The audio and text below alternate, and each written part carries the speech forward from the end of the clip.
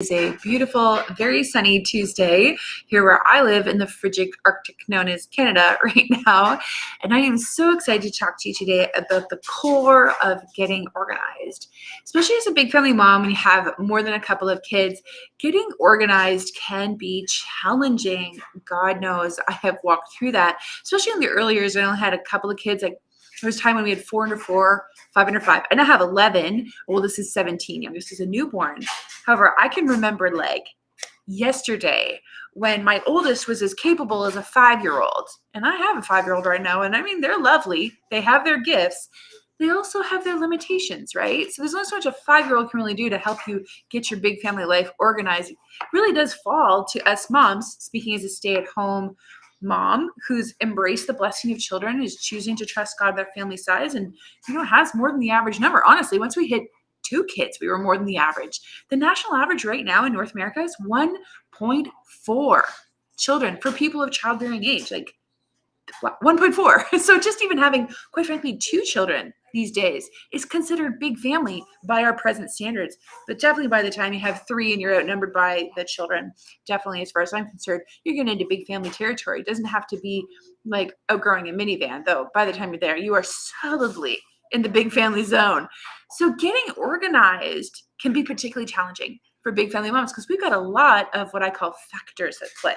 Those factors being living, breathing human beings who start out really small, like my newborn who's just off camera by about 2 feet right now. She's sleeping in her little sleeper. And I'm like, stay asleep. Mommy's going to go talk to her friends. So yeah, balancing all that, especially when you have a newborn every 2 years, like I have for the last 17 years, or you have, you're nursing toddlers. And if you homeschool like I do, then all of a sudden this plate juggling act can begin. And I really started to feel the plate juggling act by the time I was 4 kids in, and definitely by the time I was pregnant with number 5, because then we were really homeschooling. My oldest was now 5, going on 6, and where I live in Canada, you got to start homeschooling by the time the year they're going to turn 6 years old. That is the law in the province that I live in. So things were getting real, and my lack of organization began to really show.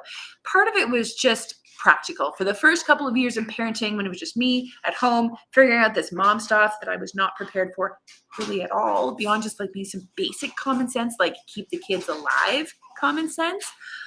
I was just figuring out how to like keep my head on straight. I had to get up in the morning because I didn't have the luxury of sleeping into whenever I wanted to sleep in on the weekend anymore. You know how it is, right? 7 days a week, 365. Yeah, what moms gets breaks, right? I have to get sick to have a break sometimes. Honestly, I joke that when I have a baby, we call it a babycation when my husband and I go to the hospital because all my kids have been C-sections. It's a babycation because that's when we actually take a little retreat for, 3 days and go to the hospital here in Ottawa and have at least one of us gets all of our meals paid for. My husband just goes to the calf.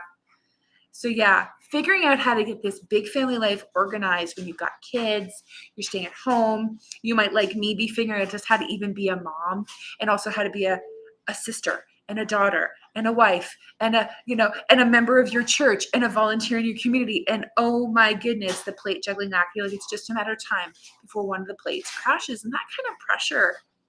Yeah, there's a song about that in, what was that movie? Encanto. My kids just saw it for the first time a couple weeks ago, and now I have most of the songs memorized.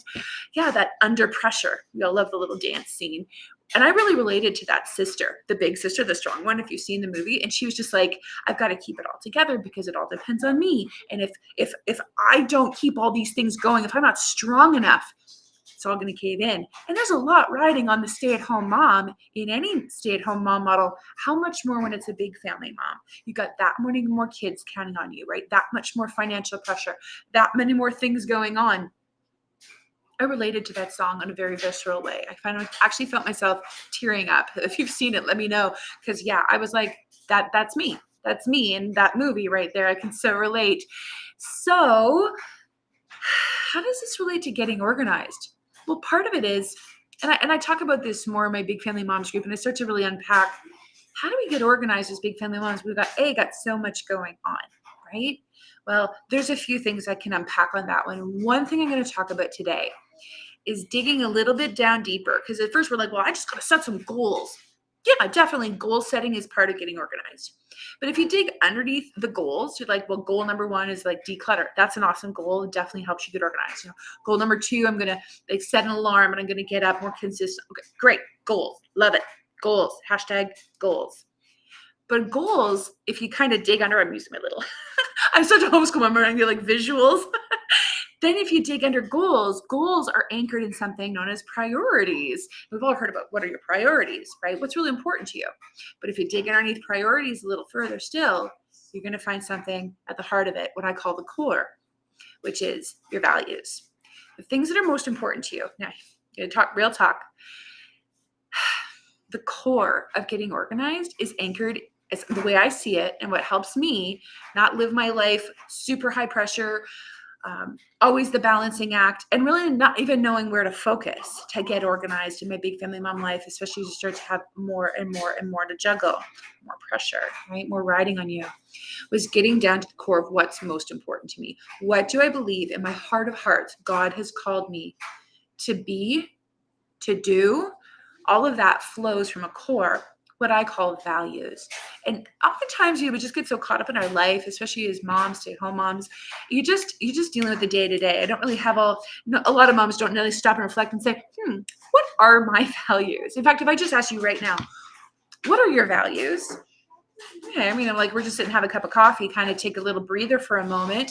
Maybe you have to go to the bathroom to take 10 minutes to yourself. It can feel that way. But you know the kids are going to interrupt you the second you step in the bathroom and try to have a me moment sometimes. I know, I can feel it too. What are your values? What are the things underneath everything that really anchor the goals that you set? The priorities that help you set the goals? Answering that question is actually really important. And I believe it is the core of one of the core issues towards getting organized. So for me, it looks like this. Well, I'm going to say as a Christian woman, and I'm not just going to say it because I'm expecting to say it. This is authentic. God is a profound value of mine. My relationship with God, the existence of God permeates all facets of my life. Praise the Lord. I was only saved at 21. So I remember life before being in a living, authentic, vibrant, growing relationship with Christ, with the resurrected Jesus Christ. I remember it like night and day. So God is primary value, right? And then from that, I would list off my family, right? My husband, my children. Priority number 2, right? They take precedent over everything. They're my top value. And then I'm going to have like my church family, and it goes in certain order. And it might like shift a little bit. I've got my top values. Things that are the things, the people, the core things that are so important to me. And I can dig even deeper underneath this, like things like really matter to me, like truth, beauty, love. And they express themselves in my relationship with God. They express themselves through my relationship with my husband, my children. Not always perfectly. Good grief. Of course not. I'm a sinner saved by grace, not by my own perfection. But these are my deep values. And the things, the priorities that are most important to me are my husband, my children. And then from there, it's like concentric circles, like a gobstopper. Do you guys have those in the States? Because I know a lot of Americans watch my channel. Yeah, like different layers, like an onion. It just goes out from there. But at my heart of hearts, there was one person who I really wasn't prioritizing because it wasn't really rooted really well in my values. Can you guess who it was? Me. And yeah, so like the chicken in Canto, the big sister, I was feeling all that pressure, and I was having a really hard time getting organized as a result because there was so much to do, so much pressure, so much expectations, and I wasn't really taking really good care of myself. I was just responding day by day to the needs of the moment. The kids need me. My husband's asked me to do this. My church is doing this thing, and my mom just called, and it's so much. So here's what's really helped me. And some women struggle with this. I know I did at first. I'm like, well, isn't it kind of selfish to make yourself a priority, to root your own, yourself and in your core values? And I was like, I don't really know what to think about that because I hadn't really, heard a sermon on that or anything of like, it's really speaking as a mom to moms. And sometimes I hear messages and I'm like, I don't know, that just seems a little like overemphasis the way I take it on self-care. I'm like, I don't know. I don't want to just like throw my family, my children under the bus because I really do embrace the blessing of children. I love God. I love my husband. I love my children. Where do I figure in it? And what God reminded me of was Go figure. The greatest commandment. Remember when Jesus was asked, well, what is the greatest commandment? What's the number one out of all of them? Out of the big 10, what's the number one? And then Jesus, brilliant, wonderful. Look at this hair. Brilliant Jesus says, love the Lord your God with all your heart, all your soul, all your mind, and all your strength. And love your neighbor as yourself. This is it. The whole law and the prophets, all the 10 commandments, the entire Old Testament is summed up mathematically in this. That's it. If you just boom this, you've got it. And not aiming for perfectionism, but like this really just summarizes it very neatly. And oftentimes you may have heard this before, so let this be a good reminder. If you're like, oh yeah, I know it, I got it. Well, if you're struggling with organization as a big family mom, then I would encourage you to hear it again and just let it sink in a little deeper. Love the Lord your God with all you got. And love your neighbor, your closest neighbor being, my closest neighbor right now is my 6-week-old baby, right? Those you live with are your first neighbors, husband, your children. Love your neighbor as yourself. So it presumes you already know how to love yourself. You know some basics of self-love, if you will. Go with me. I know it's kind of a weird expression, but there it is, right? Loving yourself in a God-honoring way, in a way that actually really pleases the Lord. It's not selfish or warped or very like narcissistic. It's really like good and authentic and true without sacrificing in an unhealthy way the people that the Lord has entrusted into my life to love and to care and to nurture, especially my children. So I have been going through a journey these past couple of years as a big family mom, and there's been a kid added to my life every 2 years, like bang, bang, bang. We're up to 11. I'm 43 now. Yeah, how old am I? Yeah, 43.